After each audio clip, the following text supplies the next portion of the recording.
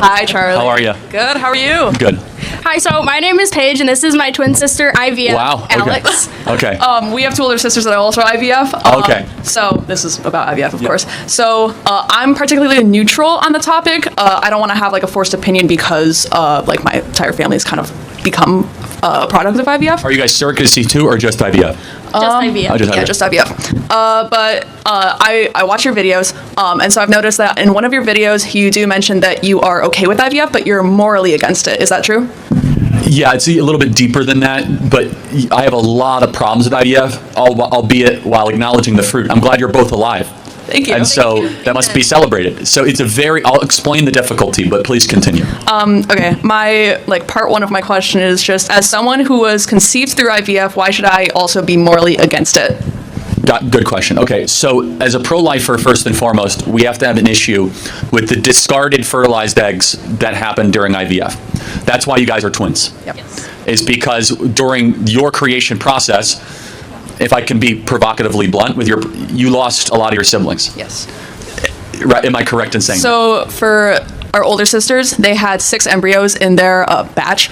2 came out, of course, but for us, there were 3, and then 2 came out. Yeah, and so that's my first problem, is that it definitionally is saying, like, we're going to discard life to get to life. Yeah. I have a problem with that. So I do agree, but in a certain way, So in a certain way, those embryos, like, say they weren't going to become anyways, but at least we were trying because they were going to be raised in a house where we are pro-life and we really wanted to be able to have kids and cherish that. But by taking that loss, they were able to have at least us out of the 3. At least they could have the 1. So it's kind of, I don't know where I'm going with that. I understand what you're saying. So there's a pro-life way to do IVF, which is only implant the eggs of which the children that you actually want to raise. And so, by the way, you have a lower likelihood of working, because in your case, it would be maybe 2 or 3. For example, the way that the IVF doctor will sell it is like, look, here's 6 embryos. You'll be lucky if 1 or 2 implant to the uterine wall. Let's see what happens. Now, in certain cases, 4 implant to the uterine wall, and you get quadruplets, right? Yeah. Right. Which is what happens. I find that to be a little bit creepy, to be honest, that a doctor can kind of call shots on what life is going to live and not live, and I find that to be directly contradictory to my pro-life stances. Let me go to my second point, though, which makes it even more difficult. I think it's a human rights violation if there are millions of fertilized eggs just sitting in freezers right now. Those are human lives. If we're pro-life, we believe those are human lives, and they're just kind of in freezers right now, so I have a problem with that. But I don't deny the fruit of how amazing people can be a result of it. Third, though, and I think this is most important, there's a great book called Brave New World by Aldous Huxley, which I encourage everyone to check out. In Brave New World, he hypothesized in the first chapter that there will be a day where human beings can be created without sex. And he wrote about in very vivid novel form what is wrong with that. So IVF is actually the 180 opposite of birth control. So birth control is sex without life. IVF is life without sex. So it's the exact opposite. So, and here's my final problem with IVF, and it's actually in a pro-IVF way.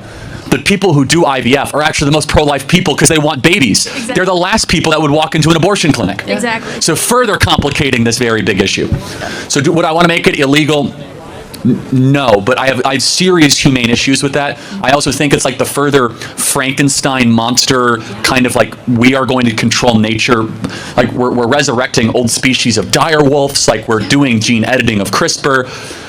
I don't think we should play games with nature as if we are God Almighty. I think that's a terrible idea. I think that's how you get the worst civilizations.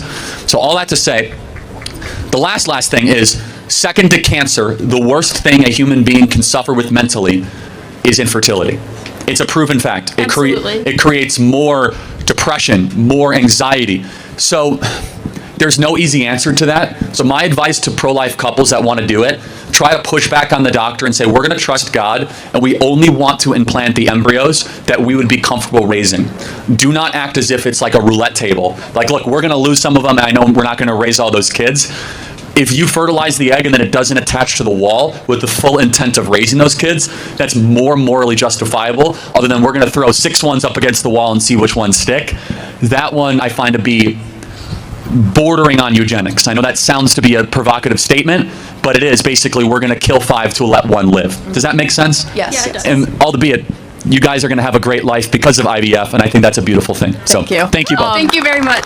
Yes. I do have another, just like one more. What would it take for you? You kind of like answered it, but what would it take for you to be like borderline morally okay with IVF? Yeah, if we are able to. I think I've articulated it. It would largely invalidate the IVF, and what I've just articulated would make the IVF outcomes go down dramatically. Because the reason why IVF outcomes are able to be successful is that each round of IVF, if it does not attach to the uterine wall, the doctor says, well, we did 6, let's do 10, and let's do 15. Let's do 25. Now that's extreme, but it does happen where they want a baby so badly, they're just going to throw everything they possibly can. So what ends up happening is then they give the mom progesterone, which then basically makes the uterine wall, quote unquote, sticky during her time of ovulation, which then can make the baby then attach to the uterine wall. No easy answer. I think so. Last final point. Infertility, I think, is a symptom. It is not in itself a sickness. Infertility, I think, is a symptom of terrible diet, of genetic issues that we're not able to necessarily understand. And in my opinion, I think there are toxins that are poisoning us, that are artificially lowering testosterone rates. And young ladies, I'm going to get so much hate for this. If you never want to deal with infertility, be very careful taking the pill. The pill has a lot more downsides than they will ever tell you. Be very careful. As a man, I know I'm not allowed to say that, but there's a lot of downsides to the pill. And am I allowed to say it? Thank you. Yes, you are. Yes, because sir. the pill will dramatically increase your likelihood of going to an IVF industry clinic. Do you want to know the even more sinister take? If I was just caring about profit, I would try to get a bunch of 14-year-old girls on a birth control pill to addict them as an annuity, have them not want to have kids till their 30s, then they're infertile, then they have to come to me and buy IVF services. That's only if you'd want to make a bunch of money, though. Thank you so much for your time. God bless you both.